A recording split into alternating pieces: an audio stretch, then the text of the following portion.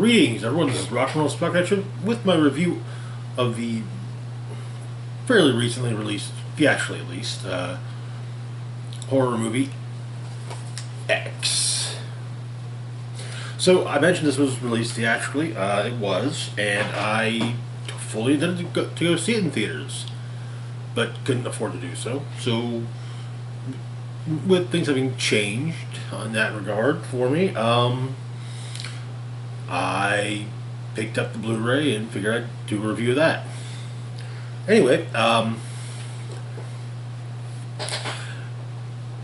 X, as I said, is a horror movie that released it's a horror movie from A24, and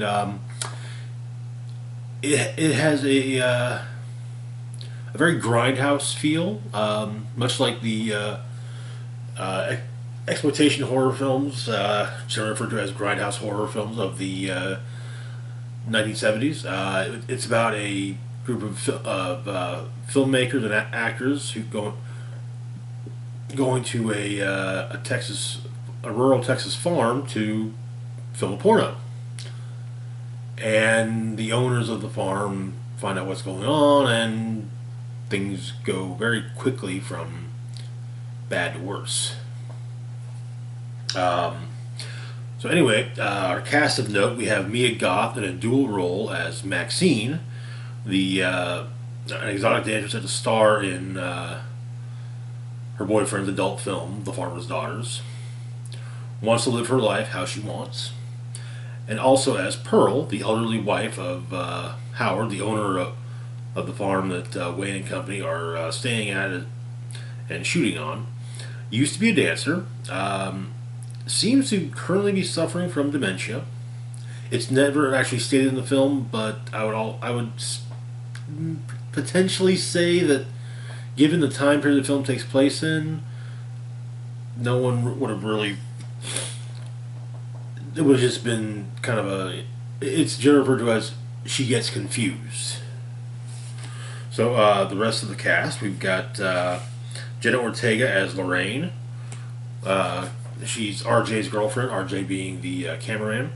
Occasionally helps RJ with sound work when he's out shooting. Doesn't talk much.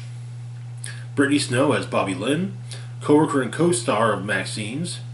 Briefly considered becoming a nurse.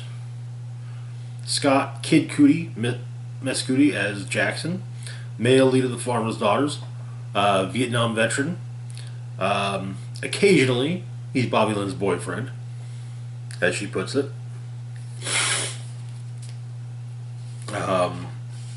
Martin Henderson as Wayne, who is Mia's boyfriend as well as the writer-director of The Farmer's Daughters. Very opportunistic. That's kind of like his defining trait is is how opportunistic he is. And we got Owen Campbell as the aforementioned RJ, cameraman for Wayne. Wants to make The Farmer's Daughters seem at least somewhat adjacent to an art house film. Often has his girlfriend Lorraine do sound work for him while he shoots. And we've got Stephen Ure, I believe that's how it's pronounced, as Howard, owner of the farm that Wayne and company are filming on.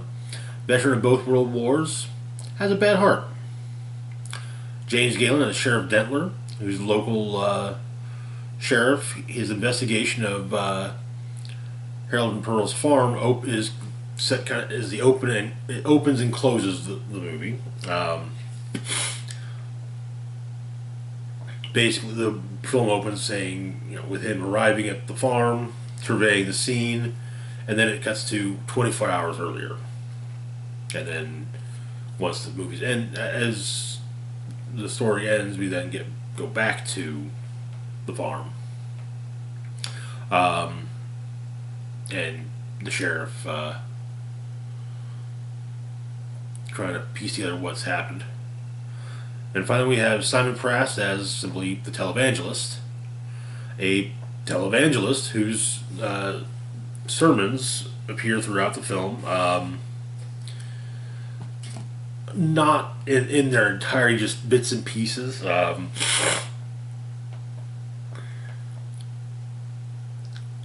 kind of a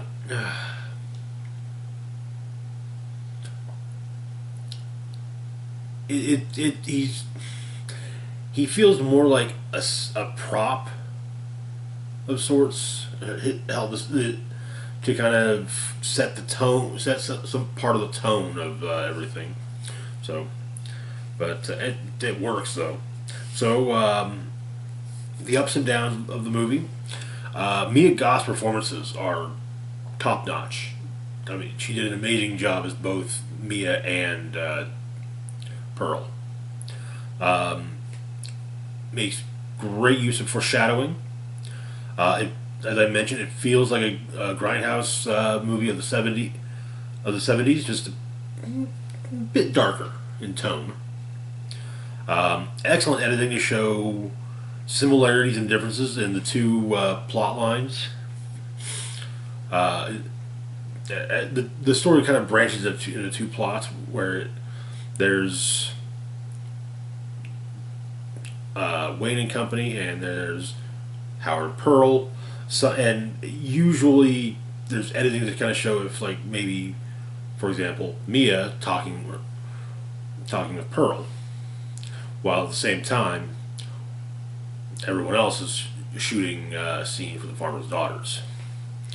Does an excellent job of building a sense of looming dread in the first two acts of the film. On the downside, with the exception of Mia and Lorraine, the characters could have been better fleshed out. Pearl is probably the next most fleshed out character after Lorraine. Some assumption, her behavior. One can make some assumptions about her past from her behavior throughout the film.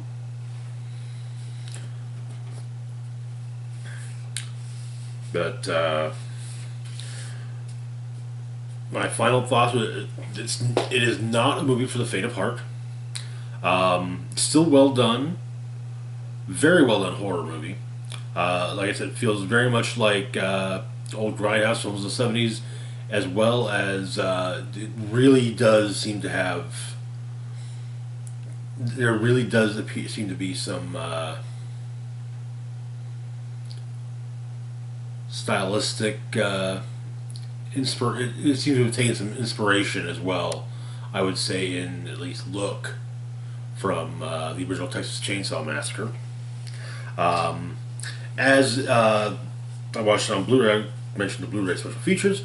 We have a featurette called That X Factor, and which is kind of just a making of featurette. Then there's The Farmer's Daughters, which kind of takes all of the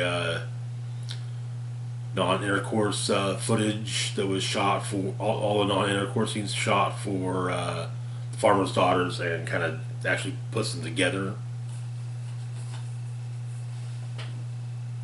But rating, this is a damn good movie. I got it 4 out of 5 easily. This was it handles it like I said, it's very atmospheric. Very, the first couple acts really do have kind of a slow burn to them, and then it's kind of like once you get past those first two acts, it's like bam, the climax happens, and yeah. There really weren't any dangling plot threads. As I mentioned, all bits of foreshadowing were all the bits of foreshadowing in the first part, in the beginning of the movie, are pretty much paid off by the end. But anyway, that's going to do it for now. As always, feel free to like, share, and subscribe. Links to my Facebook, Twitter, Patreon, and PayPal can be found in the description box down below. This is Rock and Roll Spock signing off, saying live long and rock hard.